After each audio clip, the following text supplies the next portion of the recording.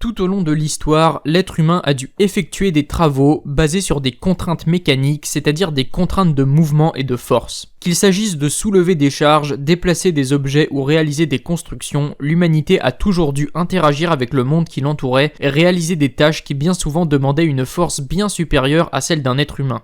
C'est pourquoi, dès la préhistoire et progressivement, nos ancêtres ont été amenés à utiliser ce que l'on appelle aujourd'hui des machines simples. Une machine simple est définie comme un dispositif comportant un faible nombre de pièces permettant de réduire la force nécessaire à l'accomplissement d'un travail, de donner ce que l'on appelle un avantage mécanique. Salut à tous et bienvenue dans ce nouvel épisode de la série sur les grandes inventions, dans lequel je vais vous présenter les 8 principales machines simples, à savoir le levier, la roue, la poulie, le plan incliné, le coin, la vis, les engrenages et le treuil, en vous expliquant leur origine et en vous donnant des exemples de leurs applications et de calculs correspondants. Le levier. Le levier est probablement la plus ancienne et la plus naturelle des machines simples car il peut s'agir d'un simple morceau de bois présent dans la nature. Son utilisation remonte donc à des temps immémoriaux, son principe étant présent dans les premières armes ou outils comme les arcs ou les propulseurs ou dans les premiers travaux des hommes préhistoriques. Son fonctionnement, bien qu'assez intuitif, ne fut véritablement expliqué scientifiquement que par Archimède au IIIe siècle après Jésus-Christ et permet de démultiplier la force qu'on lui applique sur un objet à soulever. La légende raconte que pendant la construction de l'immense navire Syracusia, commandé par le tyran Hiéron II, Archimède aurait mis en place des leviers et des poulies permettant de soulever le navire et aurait prononcé la célèbre phrase « Donnez-moi un levier et je soulèverai le monde ». Pour utiliser un levier, il faut à la fois un objet faisant office de levier, par exemple un bâton ou un pied de biche, quelque chose à soulever et un point d'appui, appelé également pivot. Suivant la configuration, il existe 3 types de leviers. Tout d'abord, le type de levier le plus commun, le levier interappui, dans lequel le point d'appui ou pivot est situé entre les deux forces, celle appliquée par l'utilisateur et la force de résistance de l'objet à soulever. Des exemples classiques de ce type de levier sont le pied de biche classique, les ciseaux qui forment un double levier ou même notre triceps. Le second type de levier est le levier interrésistant, la charge étant située entre la force de l'utilisateur et le point d'appui. Si la charge est plus proche du pivot que de la force motrice, alors l'effort nécessaire pour bouger la charge sera moindre. Si la charge est plus proche de la force motrice que du pivot, alors un effort supérieur sera nécessaire pour bouger la charge. Une brouette, un ouvre-bouteille ou un aviron sont des exemples de leviers interrésistants. Le troisième type de levier est le levier intermoteur, dans lequel l'utilisateur va appliquer une force entre le point d'appui et l'objet à soulever. Cette configuration un peu contre-intuitive est cependant très répandue, par exemple pour les battes de baseball, les pinces à épiler ou encore les cannes à pêche permettant d'agir avec une grande précision. Ces 3 types de leviers ont chacun leur intérêt, mais le plus utile dans le cas de travaux mécaniques est sans doute le premier type, le levier interappui. Voyons une application classique de celui-ci et les quelques calculs physiques correspondants. Donc le cas le plus classique, le levier interappui. Donc c'est le cas où un humain ici va exercer une force FH pour tenter de soulever à l'aide du levier, ici on peut voir l'axe du levier, une charge lourde, ici en rouge, qui a un poids FC. Donc les deux forces s'appliquent bien sur le levier avec un point d'appui au milieu. On a la longueur LH qui désigne le bras de levier, c'est-à-dire la distance entre la droite d'action de la force et le point d'appui, et de la même façon pour la charge, la distance LC. Donc tout d'abord, qu'est-ce qu'on doit faire pour pouvoir exprimer ça sous forme d'équation et généraliser ce système? On exprime le moment des forces. Le moment, qu'est-ce que c'est? C'est la capacité finalement d'une force à mettre en action, à mettre en rotation un objet autour d'un axe. Donc ici, le moment des forces pour la charge et l'humain respectivement s'écrivent de cette façon-là. LC fois FC pour la charge lourde. C'est positif ici puisque la charge met en mouvement le levier dans le sens horaire et ce sera négatif dans le cas de la force exercée par l'humain car elle a tendance à mettre en mouvement le levier dans le sens anti-horaire. Une fois les moments exprimés, on se place à l'équilibre où la somme des moments doit être nulle, ce qui nous permet d'écrire que LC fois grand FC égale LH fois grand FH, et d'où finalement on en récupère cette expression FH est égal à LC fois FC divisé par LH, avec gamma, ce qu'on va appeler l'avantage mécanique, donc c'est finalement le coefficient multiplicateur qui peut être plus grand ou plus petit que 1 suivant la configuration pour un levier interappui de notre levier. Donc ici, gamma est égal à FC sur FH, donc on peut voir finalement que gamma va être égal, puisque la force FH est inférieure à la force de la charge qu'on veut soulever, ici est plus grand que 1, ce qui veut dire qu'on a un avantage mécanique, la force de l'utilisateur est démultipliée. Dans le cas d'un levier interrésistant, cet avantage mécanique est toujours supérieur à 1, et dans le cas d'un levier intermoteur, cet avantage mécanique est toujours inférieur à 1.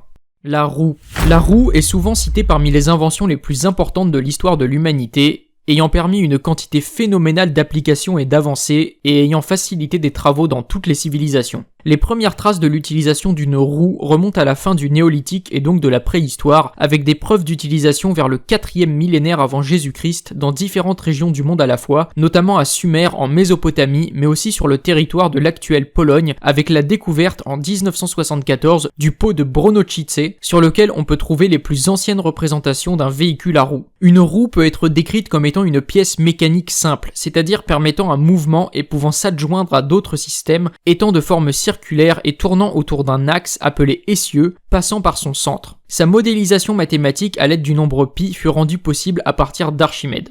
C'est la combinaison roue-essieu qui est intéressante et permet ici de fournir un avantage mécanique. Donc dans le cas d'un système roue-essieu, la situation est encore plus simple que pour un levier, puisque la roue a tout simplement un rayon qu'on va noter grand R, petit r, et l'essieu un rayon grand R, petit e, pour essieu. Et l'avantage mécanique finalement, qu'on va également noter gamma comme pour le levier, il est donné directement par le rapport donc grand R petit r divisé par grand R petit e. Et ce rapport-là sera toujours supérieur à 1 puisqu'il n'y a pas vraiment de roue dont le rayon dans le diamètre est inférieur à celui de l'essieu. De plus, l'intérêt d'une roue réside dans le fait de la réduction de la friction, donc de la roue ou du pneu, c'est encore mieux, par rapport à si la pièce, l'objet à déplacer, avait été placé directement sur l'essieu ou traîné sur le sol. La poulie. La poulie est construite à partir d'une roue et d'une courroie autour de celle-ci, suspendue à un point fixe ou pouvant également être mobile, reliée à d'autres poulies. Elle permet de réduire la force nécessaire pour soulever une charge, en particulier lorsqu'elle est mise en relation avec d'autres poulies. Par exemple, pour une masse de 1000 grammes, donc 1 kg, si l'on mesure la force nécessaire pour la soulever en utilisant 4 poulies, dont 2 fixes et 2 mobiles, cette force est équivalente à 250 grammes environ, mesurée sur un dynamomètre. Or, en comptant le nombre de brins de corde soutenant la charge à soulever, on s'aperçoit que nous en avons 4. Or, 1000 grammes divisé par 4 donne bien 250 grammes, ainsi l'avantage mécanique d'une poulie peut être calculé en divisant la masse à soulever par le nombre de brins de corde utilisés. Dans la vie de tous les jours, les poulies se retrouvent sur les chantiers, les machines de musculation ou même dans les sports de montagne. Le plan incliné. Un plan incliné est défini comme étant une surface plane et rigide possédant une certaine inclinaison par rapport à l'horizontale sur laquelle on peut déplacer quelque chose. L'intérêt du plan incliné réside dans la réduction du travail requis pour déplacer une charge d'un point A à un point B d'altitude différente. La force totale utilisée pour déplacer l'objet sera la même, mais l'effort sera moins brutal, cette force étant appliquée suivant un effort plus progressif. Le plan incliné est omniprésent dans notre vie, par exemple dans les escaliers, les rampes d'accès, et fut très employé en construction durant l'Antiquité pour les pyramides ou le Parthénon notamment. Le plan incliné se retrouve également dans d'autres machines simples que nous allons voir dans quelques instants. Le coin. Le coin est défini comme un double plan incliné permettant de séparer deux objets, maintenir un objet en place ou caler quelque chose. Son utilisation se retrouve naturellement dans les outils tels que les couteaux permettant de retrancher quelque chose à un élément ou dans les tournevis par exemple. Le coin est également utilisé dans le calage de portes ou des mesures à l'aide d'un niveau. L'avantage mécanique du coin découle directement de celui du plan incliné. La vis. La vis, aussi appelée vis sans fin, est également un dérivé du plan incliné. En effet, une vis est constituée d'un support cylindrique sur lequel est enroulé un plan incliné en continu. Vu de profil, une vis ressemble bel et bien à une succession de plans inclinés. Les vis sont utilisées pour fixer ensemble deux objets ou bien pour déplacer un liquide. L'avantage mécanique conféré par la rotation et le plan incliné facilite le transport d'un grand volume de liquide et a eu des applications dès l'Antiquité, notamment avec la célèbre vis sans fin d'Archimède, et oui, encore lui, permettant aux habitants de l'Égypte de pomper l'eau du Nil plus efficacement. Les engrenages. Un engrenage désigne un système mécanique constitué de plusieurs roues dentées, la plus petite étant appelée pignon, comme sur un vélo, permettant de transmettre un mouvement de rotation de proche en proche. Il existe plusieurs types de dents, les plus communes étant les dents droites. Les premiers engrenages apparurent en Chine au IVe siècle avant Jésus-Christ et sont depuis utilisés dans presque tous les domaines de la mécanique, allant des usines aux moteurs de voitures et systèmes de vitesse des vélos. Si l'on prend l'exemple d'un pignon à 10 dents relié à une roue dentée de 20 dents et qu'on fait tourner le pignon dans le sens horaire, alors le pignon devra tourner 2 fois plus vite que la roue verte. Ce résultat peut se retrouver en divisant le nombre de dents de la roue verte par celui de la roue rouge, 20 sur 10 étant bien égal à 2. L'avantage mécanique donné par les engrenages, ici appelé rapport d'engrenage, ne dépend donc essentiellement que du nombre de dents, permettant, si le système est bien huilé, une transmission d'énergie avec un rendement dépassant souvent 95% dans les usines modernes. Les engrenages sont donc une machine simple indispensable. Le treuil. Dernière machine simple sur notre liste, le treuil est défini comme étant un dispositif commandant l'enroulement d'un câble autour de lui-même en utilisant une force de traction. Un treuil permet de démultiplier une force de traction, permettant un travail important. Dans le cas d'un treuil simple, l'enroulement du câble attaché à la charge à soulever se fait autour d'une pièce cylindrique appelée tambour, actionnée manuellement par une manivelle ou des animaux par exemple. On peut dire qu'un treuil est une sorte de levier modifié. La longueur du tambour joue le rôle de bras de levier de la charge et la longueur de la manivelle le bras de levier de la force appliquée par l'utilisateur. Une longue manivelle et un cylindre robuste et court confèrent donc un avantage mécanique important. Les treuils sont utilisés notamment pour puiser de l'eau des puits, amarrer des bateaux ou par les sauveteurs en hélicoptère.